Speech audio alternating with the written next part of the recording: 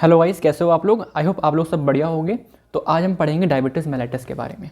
ठीक है, बहुत इंपॉर्टेंट है यार इसके बारे में। मतलब क्वेश्चन ज़रूर, मतलब फ्रिक्वेंटली आस्क क्वेश्चन में से कुछ होता है ये डायबिटीज़ मेलिटस। क्यों? क्योंकि यार जिस रीजन में हम रहते हैं वहाँ पे ये बीमारियाँ बहुत कॉमन है। डायबिटीज़ मेलिटस हो गया है ना। अगर सिलेबस में आपको ट्यूबरक्लोसिस क्वेश्चन आएगा आएगा। ठीक है, आपका और क्या बोल सकते हैं, कैंसर से क्वेश्चन आएगा आएगा। मतलब ये कुछ बीमारियाँ होती हैं, ब्लड प्रेशर से क्वेश्चन आएगा आएगा। तो मतलब ये कुछ क्वेश्चंस आपको समझ में आना चाहिए। एग्जाम पॉइंट ऑफ व्यू एक तरफ कर दो, बट आप डॉक्टर बनने वाले हो, हम डॉक्टर बनने वाले हैं, तो कहीं ना कहीं ये हमको टॉपिक आना चाहिए अच्छे से। ठीक है, तो अभी तो हम इसका देखेंगे, सिस्टम पढ़ेंगे, है ना। आगे चल के आप आगे सब second year, third year, fourth year इसमें और आप इसमें ऐड ऑन करते चले हुए। ठीक है, तो बेसिक बनाएंगे आपके बायोकेमिस्ट्री के लेवल पे। ठीक है, तो डायबिटीज मेलिटस की पहली बार टर्म किसने दी थी? थॉमस विल्स ने इन 1665 में। एक्चुअली मतलब क्या होता है ना, मेलिटस मतलब होता है कुछ मीठा, मतलब हनी, है ना। तो आप देखोगे जो डायबिटीज मेलिटस के पेशेंट होंगे, है ना, उनमें क्या होगा, उनकी जो पेशाब होगी उसमें थोड़ा सा मीठा, इस तरीके से आपको, है ना, थोड़ा सा मीठापन होगा। ठीक है, थोड़ा सा मतलब उसमें अगर आप खड़े होगे उसके आसपास तो आपको लगेगा, महसूस होगा। ठीक है, वो क्यों? क्योंकि उसमें ग्लूकोज का लेवल ज़्यादा होगा। ठीक है, और डायबिटीज़ माने होता है फ्रिक्वेंट यूरिनेशन। ठीक है, चलो छोड़ो, उससे मतलब नहीं है। अब मैं बार बार क्या करूँगा, डायबिटीज़ मेलिटस ना बोल के डायबिटीज़ बोलूँगा, तो यहाँ पे मेरा मतलब सिर्फ इस वाली डायबिटीज़ से होगा। ठीक है, जिसमें आपको पता ही होगा यार, इंसुलिन कम हो जाता है। कैसे, क्या क्या टाइप 1 क्या टाइप 2 सब डिस्कस करेंगे। ठीक है, चलो। तो अब देखो होता क्या है, मेटाबॉलिक डिसीज़ है जिसमें आपका जो इंसुलिन है वो तो या तो बिल्कुल ख़त्म हो जाएगा या थोड़ा बहुत कम हो जाएगा। मतलब इंसुलिन कम होगा तभी मैं डायबिटीज़ मेलिटस बोलूँगा। ठीक है, अब इसमें होगा क्या, आप देखो इंसुलिन काम क्या करता है। देखो ये lecture is all about common sense. अगर आपने कार्बोहाइड्रेट मेटाबॉलिज्म पढ़ा है, इंसुलिन का नाम बहुत जगह आया होगा, है ना। तो अब आपको समझ में आना चाहिए इंसुलिन क्या करता है गाइज। इंसुलिन आपके ब्लड में ग्लूकोज का लेवल को कम करता है ना। ग्लूकोज के लेवल को कम करता है। और क्या करता है इंसुलिन? इंसुलिन आपके मान लो GLUT4 रिसेप्टर है ना, एडिपोज टिश्यूज में, कार्डिक मसल्स में होता है GLUT4 रिसेप्टर। ये जब ही एक्टिव होगा जब इंसुलिन होगा, है ना। अगर इंसुलिन है तो ग्लूकोज को ब्लड से सेल के अंदर आने देगा। अगर इंसुलिन नहीं है तो GLUT4 एक्टिव नहीं होगा, इंसुलिन ब्लड के अंदर ही बना रहेगा। ठीक है, तो ब्लड ग्लूकोज को कम करने का जो बेसिक काम है वो इंसुलिन का होता है। तो अगर ये सिंड्रोम है, ये बीमारियां हैं, तो हाइपरग्लाइसीमिया, ग्लूकोज का लेवल ब्लड में आपको बढ़ा नजर आएगा। ठीक है, क्या क्या वैल्यूज होंगी अभी हम देख लेंगे, बट यस ये हो गया। अब इसके मेजरली हमको दो टाइप पढ़ने हैं, और भी एक पढ़ा दूंगा आपको। ठीक है, पढ़ने को तो बहुत सारे होते हैं। ठीक है, तो पहला क्राइटेरिया हम सिंपल पढ़ेंगे, type 1 diabetes and type 2 diabetes. ठीक है, जिसका एक और नाम हो गया IDDM, इसका हो गया NIDDM। क्यों? फुल फॉर्म देखो, इंसुलिन डिपेंडेंट डायबिटीज मेलिटस। यानी आप देखोगे यार कि टाइप 1 में ना आपके पास हमारी बॉडी में क्या होगा, इंसुलिन की बिल्कुल कमी है ना, बिल्कुल नहीं है इंसुलिन। अभी पढ़ाऊंगा। तो इंसुलिन चाहिए ही चाहिए, उस पेशेंट को इंसुलिन की नीड है, डिपेंडेंट है पूरा। यहाँ पे क्या है, थोड़ा बहुत रिलेटिवली इंसुलिन कम है। ठीक है, तो ये non insulin dependent diabetes mellitus है। और मोस्ट कॉमन क्या होता है, 90% डायग्नोसिस केसेस में आपको, 90% केसेस में आपको टाइप 2 डायबिटीज मेलिटस ही देखने को मिलता है। जो अपने आसपास, है ना, बड़े अंकल जिनका पेट निकला होता है ना, इमेजिन करो, तो उनको बेसिकली टाइप 2 डायबिटीज़ ही होती है। ठीक है, टाइप 1 डायबिटीज़ 10% डायग्नोसिस में आपको मिलेगी। ठीक है, चलो अभी दोनों के बारे में डिस्कशन करेंगे आज की क्लास में। ठीक है, अब इंसुलिन का क्या काम होता है फिर से देख लो, बिकॉज ये बार बार काम आएगा और ये बहुत इंपॉर्टेंट है। इंसुलिन आपके लिए रिस्पॉन्सिबल है decreasing the blood glucose level. आपने खाना खाया, आपकी बॉडी में ग्लूकोज पहुंचा, आपके ब्लड में ग्लूकोज पहुंचा, उस ग्लूकोज को ख़त्म करना है। कैसे करो? डिफरेंट प्रोसेसेस करो, ग्लूकोज को सेल के अंदर डालो, वो सारे काम क्या है, इंसुलिन का काम है। ठीक है, चलिए अब देखो मैं क्या बोल रहा हूँ। 3 क्लिनिकल फीचर आपको दिखेंगे कि मतलब किसी पेशेंट के अंदर ये 3 फीचर वो कर रहा है, तो कहीं ना कहीं वो डायबिटीज़ मेलिटस के लिए सस्पेक्ट हो सकता है। उसका फिर हम टेस्ट कराएंगे। वो 3 चीज़ें क्या हैं? पहली बात, पॉलीफेगिया, यानी कि उसको भूख बहुत लगेगी। क्यों? सपोज करो ग्लूकोज क्या है, ब्लड में बढ़ चुका है ना, ब्लड में बढ़ चुका है। और यहाँ मान लो क्या है, एक एडिपोज टिश्यू है, कोई सेल है जिसके पास कौन सा रिसेप्टर है, मान लो अभी के लिए मान लो GLUT4, कौन सा रिसेप्टर है, GLUT4। अब इंसुलिन नहीं है उसके पास, मान लिया इंसुलिन नहीं है, तो मुझे बताओ क्या GLUT4 काम कर पाएगा? आप बोलोगे नहीं कर पाएगा, नहीं कर पाएगा। GLUT4 is a insulin dependent, yes, तो GLUT4 ढंग से काम नहीं कर पाएगा। इसका मतलब ये ग्लूकोज ब्लड के अंदर रह गया, वो सेल के अंदर नहीं आ पाया। तो सेल के अंदर ग्लूकोज नहीं है, और ग्लूकोज सेल के अंदर नहीं है, क्या एनर्जी बनेगी? क्या ATP बनेगी? नहीं, तो उसे भूख लगती रहेगी, क्योंकि उसकी बॉडी बोलेगी भाई खाना दो, हमें ग्लूकोज नहीं मिल रही। आप बोलोगे खाना तो खाया है, कहाँ गया ग्लूकोज? ब्लड के अंदर है सर। समझ में आया क्या? चलो, तो पहली बात तो ये फीचर हो गया। दूसरा क्या है, वो फ्रिक्वेंटली क्या करेगा? यूरिनेशन करेगा, है ना, उसके फ्रिक्वेंटली यूरिनेशन। अभी कैसे समझाऊँ मैं? देखो समझाता हूँ। देखो यहाँ देखो, ये मान लो किडनी है, किडनी क्या नेफ्रॉन है, ठीक है, पता है ना नेफ्रॉन कहाँ होता है किडनी में, ठीक है, ओके, ये मान लो, ठीक है। इसके बगल में ये ब्लड वेसल है, क्या है ये? ब्लड वेसल, ठीक है, ओके। अब मैंने क्या बोला, इस पेशेंट को मान लो बहुत, मतलब इसकी बॉडी में ग्लूकोज बढ़ रखा है, तो यहाँ पे क्या होगा? ग्लूकोज इधर आएगा, ये ब्लू से क्या दिखा रहा हूँ मैं? ग्लूकोज। ये मान लो इसके बाद यहाँ पे ग्लूकोज बहुत सारा है, ये रहा ग्लूकोज बहुत सारा, ठीक है, ये रहा ग्लूकोज बहुत सारा। क्यों? क्योंकि ये पेशेंट किसका है? डायबिटीज़ मेलाइटस का, ठीक है। अगर मैं नॉर्मल वैल्यू बताऊँ तो 180 mm of HG, sorry 180 milligram पर डेसीलीटर से ज़्यादा यहाँ पे क्या है? ग्लूकोज है, ठीक है। यहाँ पे ये रखा ग्लूकोज, और क्या है यहाँ पे? मान लिया, अभी के लिए मान लिया पानी है, और क्या है? सब कुछ पानी है, ठीक है। और इधर क्या है? पानी है, बाकी चीज़ें भी होती हैं, बट मेरा कंसर्न अभी पानी और आप पे ग्लूकोज से है, ठीक है। अब आप खुद सोचो, अब खुद दिमाग लगाना। हमारे नेचर का एक नियम होता है, नेचर का एक नियम है, चीज़ें अपने आप कहाँ से कहाँ मूव करती हैं? हाई कंसंट्रेशन से लो कंसंट्रेशन, अपने आप मूव करती हैं, हाई कंसंट्रेशन से लो कंसंट्रेशन की तरफ। अब आप खुद सोचो पानी किस तरफ ज़्यादा है? मैं क्या बोल रहा हूँ? Concentration wise. यहाँ पे क्या है? पानी यहाँ पे भी है, पानी इधर भी है, पानी इधर ब्लड वेसल में भी है, पानी इधर आपके PCT प्रॉक्सिमल कन्वोल्यूट ट्यूब्यूल में भी है। लेकिन अगर मैं बोलूँ आपसे पानी की कंसंट्रेशन कहाँ ज़्यादा है, आप बोलोगे यहाँ ज़्यादा है, ब्लड वेसल में। क्यों?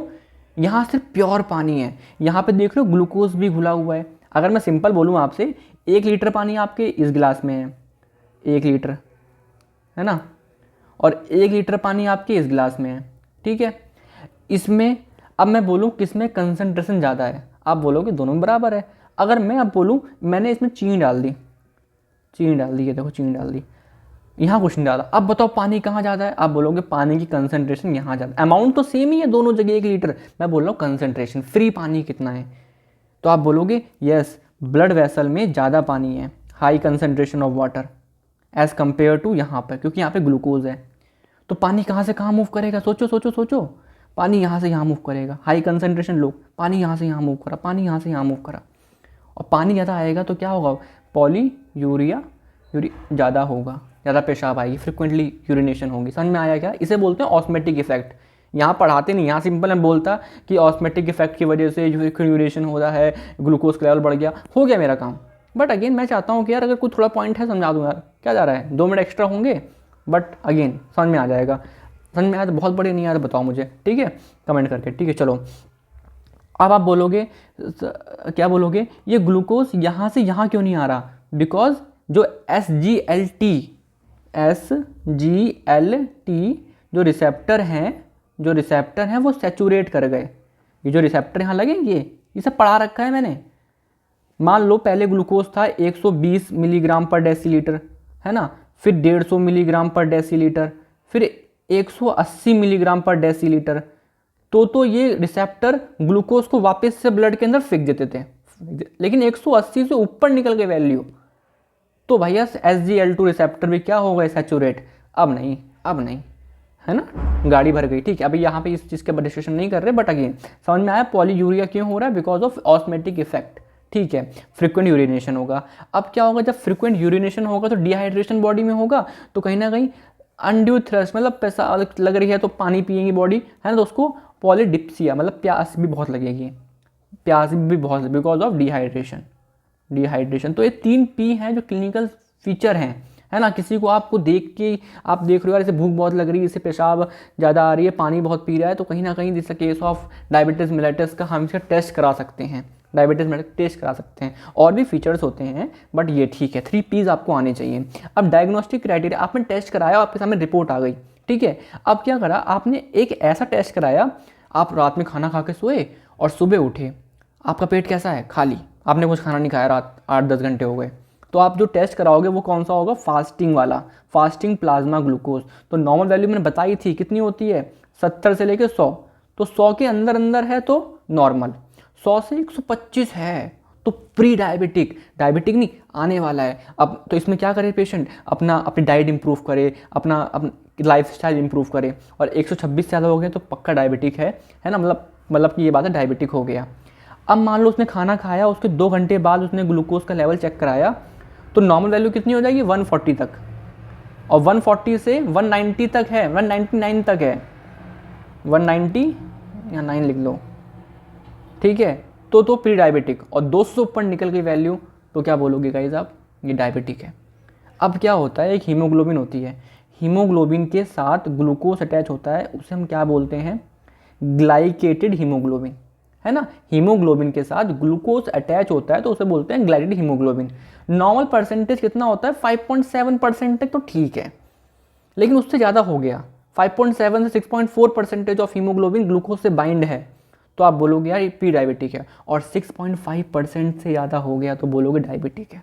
अब आप बोलोगे कि यार हमारे पास जब ये फीचर था तो ये क्यों आ गया, ये क्यों आ गया बिना मतलब।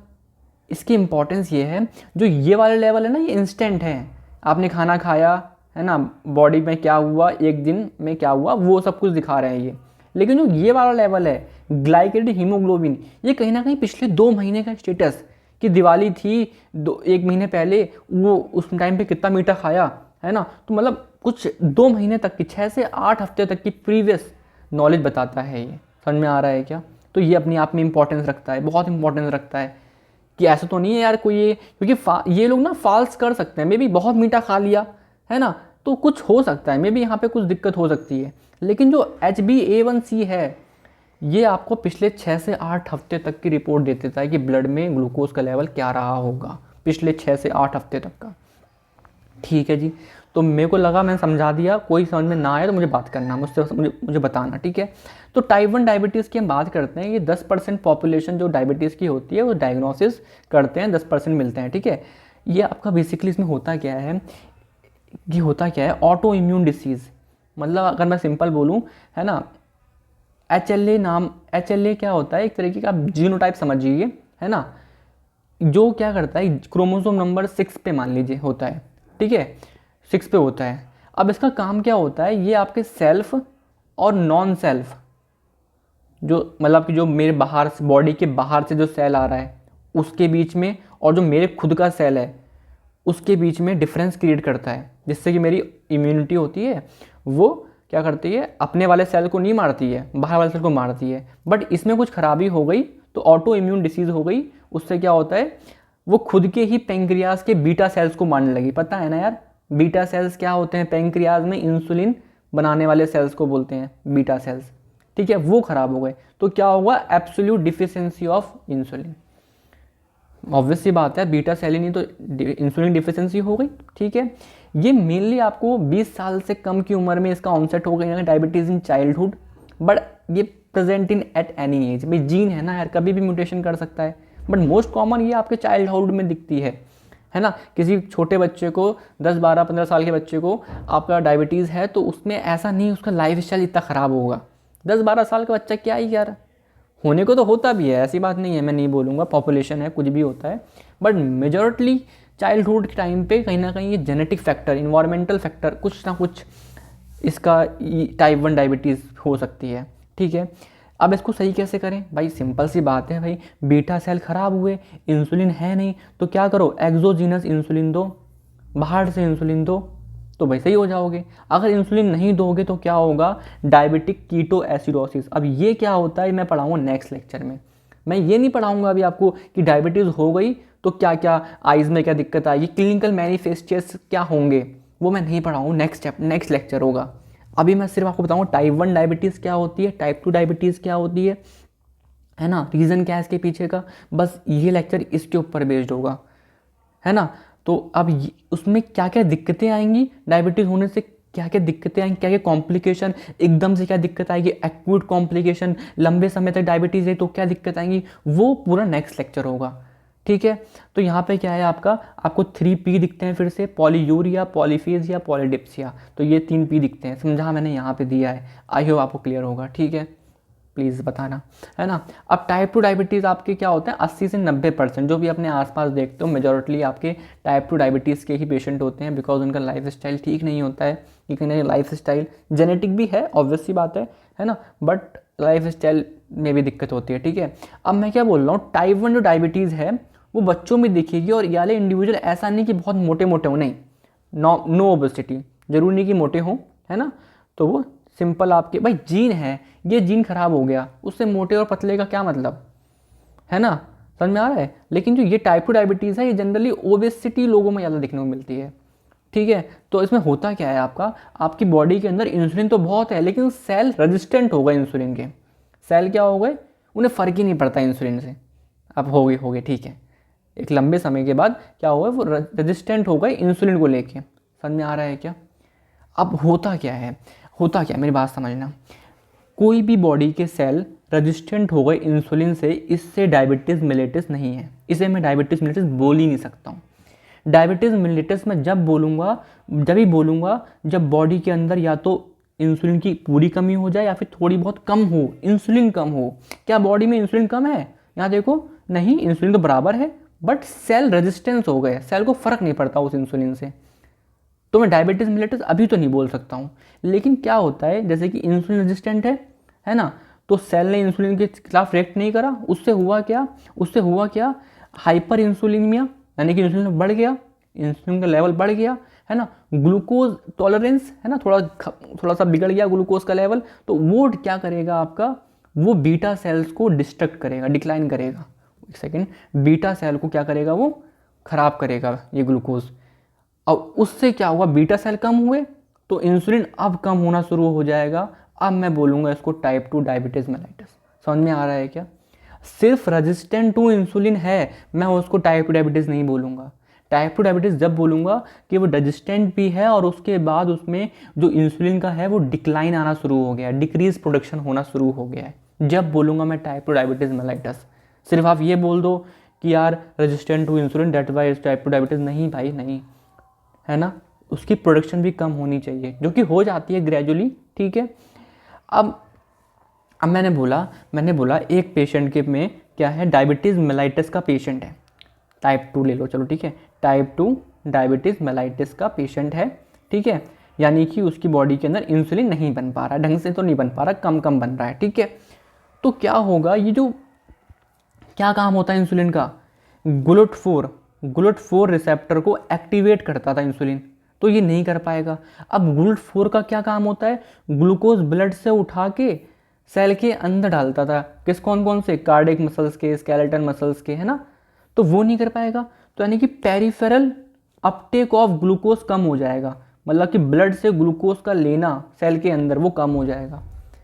अब मुझे सोच के बताओ, ग्लाइकोजेनेसिस, ग्लूकोज से ग्लाइकोजन बनना, ये बढ़ेगा या कम हो जाएगा। आप बोलोगे होना क्या चाहिए था, आइडियल केस में अगर इंसुलिन होता तो क्या करता, ग्लूकोज को कम करता, यानी कि ग्लाइकोजन बनाता, बट इंसुलिन नहीं है, तो इसका मतलब ये वाली प्रोसेस भी खराब हो जाएगी, कम हो जाएगी। अब ये पढ़ा नहीं सकते हैं, आपको थोड़ा सोचना पड़ेगा। आप सोचो कि, है ना, वो आप पिछले 12 लेक्चर से हम क्या कर रहे हैं, ये तो कर रहे हैं, ये तो फाउंडेशन बना रहे हैं, ठीक है। अब क्या हुआ, आप सोचो ये ग्लाइकोजिनोलाइसिस, इसमें क्या होता है, ग्लूकोज, ग्लाइकोजन से हम ग्लूकोज बनाते हैं, है ना।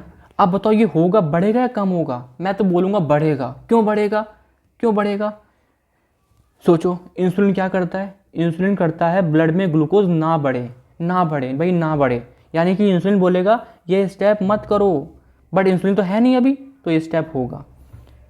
समझ में आ रहा है क्या। अब ग्लूकोनियोजेनेसिस, ग्लूकोज का बनना भी बढ़ जाएगा, बिकॉज इंसुलिन उसे रोकता था, इंसुलिन अब है नहीं, हाँ समझ में आ रहा है क्या? ठीक है। अब एक होता है आपका लिपोलाइसिस, है ना, ये भी बढ़ जाएगा बिकॉज इससे लिपिड टूटेगा तो क्या बनेंगी आपकी कीटोन बॉडीज़ बनेंगी जो कि हमारी एनर्जी के लिए इंपॉर्टेंट होती हैं। अभी हम नेक्स्ट लेक्चर में देखेंगे ये, ठीक है। तो ये जो कुछ चीज़ें मैंने लिखी हैं ये मैंने कोई बड़ी चीज़ नहीं लिख दी है, ये सब आप अपने आप लिख लोगे अगर आपने पूरा चैप्टर पढ़ रखा है कार्बोहाइड्रेट मेटाबॉलिज्म, ठीक है। अब डिफरेंस देख लो, छोटा सा डिफरेंस देख लो यार, type 1 diabetes and type 2 diabetes, ठीक है। 20 मिनट की वीडियो हो चुकी है बट उससे फ़र्क नहीं पड़ता, एक बार आराम से पढ़ लो। एक वीडियो और आएगी डायबिटीज़ मिलेटिस की, वो और पढ़ लेना, आपकी बायोकेमिस्ट्री के लेवल पे जो पूछे जाते हैं क्वेश्चन सब क्लियर हो जाएंगे, ठीक है। Age of onset usually childhood but adult में हो सकती है, ये तो अडल्ट सेंस में ही ज़्यादातर मिलती है हमको, है ना। वेट यहाँ पे नॉर्मल रहेगा लेकिन यहाँ पे ओबेसिटी मिलेगी हमको, ज़्यादा मोटे होंगे, एक्सरसाइज कम करते होंगे, उनमें ज़्यादा चांसेस होंगे।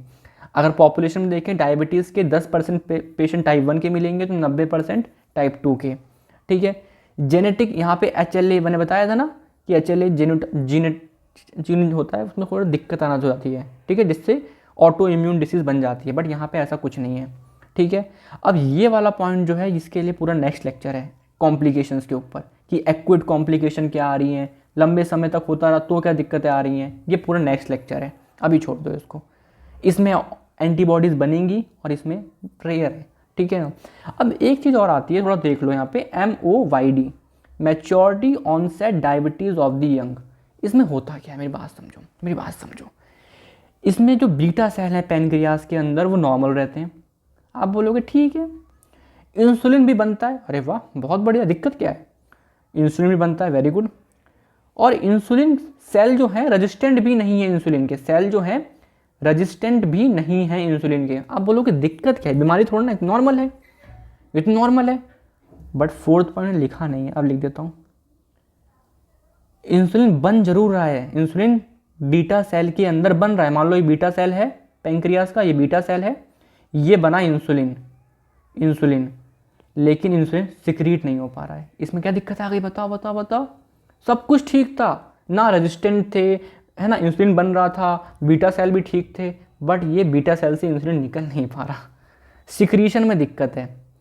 एक जीन होता है ना, आप सिंगल जीन, ये म्यूटेशन है ना, एक जीन होता है वो ख़राब हो जाता है। अगर सिंपल बताऊँ ग्लूकोकाइनेज नहीं होता है इसके पास, ठीक है, छोड़ो अभी छोड़ो। बट अभी आप सिंपल के समझोगे MOYD, है ना। इसमें होता क्या है आपका, जो इंसुलिन सब कुछ नॉर्मल था बट इंसुलिन सिक्रीट नहीं हो पा रहा, मतलब बीटा सेल से निकल ही नहीं पा रहा है, ये दिक्कत है। समझ में आ रहा है क्या? तो ये भी आपका 35 ईयर से पहले दिख जाता है, ठीक है, यंग एज में भी होता है, ठीक है। ये भी क्या है आपका, एक तरीके से देखा जाए तो सिंगल जीन में कुछ म्यूटेशन हो गया, उस वजह से होता है, ठीक है, उस वजह से आपका ये इंसुलिन सिक्रीट नहीं हो पाता है। तो डायबिटीज़ मेलाइटिस के ऊपर मैंने कुछ बातें आपको समझाई, आप आराम से समझना, ठीक है, पढ़ना और प्लीज़ अपना दिमाग लगाना। बिना दिमाग लगाए आपको नहीं समझ में आएगा। आप सोचो सब कुछ मैं पढ़ा दूँ, है ना, और आपको समझ में आ जाएगा, बट अगर दिमाग नहीं लगाओगे तो लंबे समय तक तो बिल्कुल नहीं रहने वाला वो सब कुछ, ठीक है। अब नेक्स्ट लेक्चर पे हम देखेंगे डायबिटीज़ मेलाइटिस कॉम्प्लिकेशंस, कि लंबे समय तक अगर डायबिटीज़ मेलाइटिस तो क्या दिक्कत आएगी, एक एक्यूट तुरंत क्या दिक्कतें आएंगी, तो वो सब हम देखने वाले हैं, ठीक है। ट्रीटमेंट वगैरह भी थोड़ा बहुत देख लेंगे, ठीक है। चलिए पढ़ाई करते रहो, ठीक है, चलिए, थैंक यू, बाय।